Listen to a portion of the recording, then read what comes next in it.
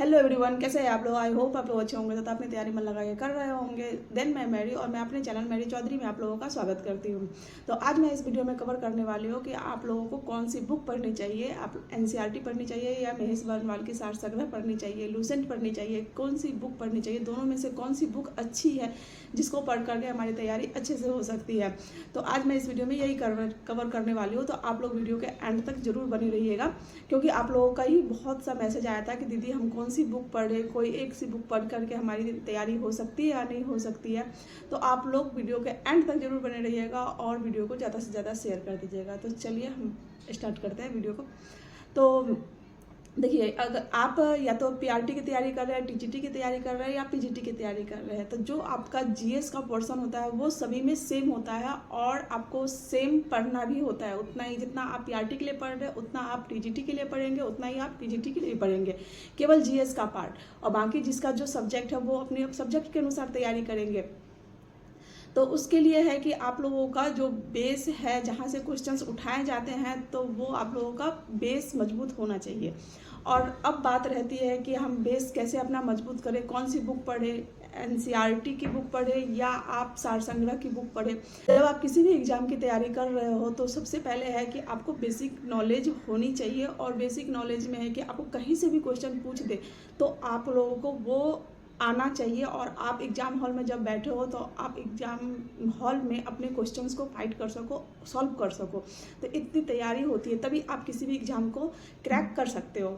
तो इसमें है कि जब तक आपका बेस मजबूत नहीं होगा या आप डिटेल में नहीं पढ़ते हो तब तक आप एग्जाम हॉल में क्वेश्चन को सॉल्व नहीं कर पाते हो। तो आपको यानी पूरी बेसिक नॉलेज होनी चाहिए और अच्छे से होनी चाहिए। ये सिचुएशन है कि अगर आप एग्जाम हॉल में बैठते हो तो केवल वन लाइनर जो आप सोचोगे कि हम पढ़ के चले जाए तो उससे आपका एग्जाम निकल जाए, तो ऐसा नहीं है कि वन लाइनर आप पढ़ के जा रहे हो और उससे आपका एग्जाम निकल जाए। क्योंकि आप जब बुक पढ़ते हो तो उसमें है कि आप पूरे डिटेल में पढ़ते हो, क्वेश्चन कैसे भी घुमा करके दे दे, लाइन बाई लाइन उठा करके देते, तो आप वहाँ पे अच्छे से कर लेते हो। लेकिन आप वन लाइनर क्वेश्चन पढ़ के जाते हो तो केवल आपको फैक्ट पता होता है कि ये फैक्ट है और आप उसी में रह जाते हो, आपको डिटेल उनका पता नहीं होता है।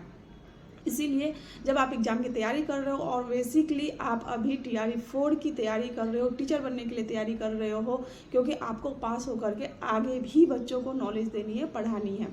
तो जब आप तैयारी कर रहे हो तो आपको है कि एनसीईआरटी की बुक आप 6 क्लास से 10th क्लास तो मस्ट है। एटलीस्ट आप लोग इतना पढ़िए कि 6 क्लास से 10th क्लास आप लोगों का मस्ट है। आप एनसीईआरटी की बुक पढ़ें, क्योंकि पढ़ने से ये होता है कि हमारी नॉलेज जो इन्हेंस होती है और बेसिक तो मजबूत आपका होता ही होता है। उसके साथ है कि क्वेश्चन आपको कहीं से भी दे दे, थोड़ा सा भी आपको घुमा दे या हार्ड लेवल कर दे, तो आप बुक पढ़े रहते हो तो आप अच्छे से उस क्वेश्चन को सॉल्व कर पाते हो बिना टाइम गंवाए और आपका तुरंत हो जाता है। लेकिन जब आप वन लाइनर क्वेश्चन पढ़ के जाते हो तो आप उसी में रह जाते हो, उससे आगे आपकी थिंकिंग नहीं बढ़ पाती है। अभी आप अच्छा खासा टाइम है तो आप लोग भी बुक पढ़ो, ज़्यादा मोटी बुक नहीं होती है एनसीईआरटी की। तो आप लोग ऐसे करके पढ़ो कि आप लोग 6 से लेके 8 क्लास तक आप वन शॉट भी वीडियो देख सकते हो या आप बुक से वन लाइनर भी पढ़ सकते हो, उससे भी तैयारी हो जाएगी। लेकिन 9th और 10th क्लास के लिए आपको पूरे डिटेल में पढ़ना होगा। पूरी बुक पढ़ के आप समझो और कम से कम 2 से 3 बार बुक को पढ़ो, तभी आपकी तैयारी अच्छे से हो पाएगी। उसके बाद रहती है कि महेश वर्णवाल की बुक। तो देखिए, महेश वर्णवाल की भी बुक बहुत अच्छी है, वन लाइनर है। तो आप सबसे पहले एनसीईआरटी की बुक पढ़ो, उसके बाद आप महेश वर्णवाल की बुक पढ़ो, वन लाइनर है, वो रिवीजन के लिए रखो। बहुत अच्छी बुक है, आपको उसमें कुछ नया भी देखने को मिल सकता है कि जो कि एनसीईआरटी में ना हो, या जो एनसीईआरटी में है कि आपको टॉपिक उठाना होता है डीपली, कभी कभी नहीं भी दिया होता है किसी चीज़ का, तो आप वहाँ से आप एनसीईआरटी महेश वर्णवाल की बुक से आप उसको कवर कर सकते हो। तो इस तरीके से आप अपनी तैयारी करो। उसके बाद आप कोई एक स्टैंडर्ड बुक भी रखो अपने पास, जैसे लूसेंट की हो गई या क्रॉन पब्लिकेशन की हो गई, वो भी बुक रखो और उससे तैयारी करो, जिससे आपकी तैयारी अच्छे से हो सकती है। डिटेल आपको एनसीईआरटी से पढ़नी है और आपको वन लाइनर या रिवीजन के लिए आप कह सकते हो वो आपको सार संग्रह महेश वर्णवाल की बुक से पढ़नी है। तो आपकी तैयारी बहुत अच्छे से हो जाएगी। और एक स्टैंडर्ड बुक आपको लूसेंट या क्रॉन पब्लिकेशन की लेनी है। इसको आप पढ़ते हो तो आपका श्योरिटी है कि 90 प्लस मार्क्स आप गेन कर सकते हो। अगर आप अच्छे से पढ़ रहे हो, इसके रिवीजन कर रहे हो, 2 से 3 बार आप इसका रिवीजन कर रहे हो, तो आपको 90 प्लस श्योर है कि आपके मार्क्स आएंगे ही आएंगे।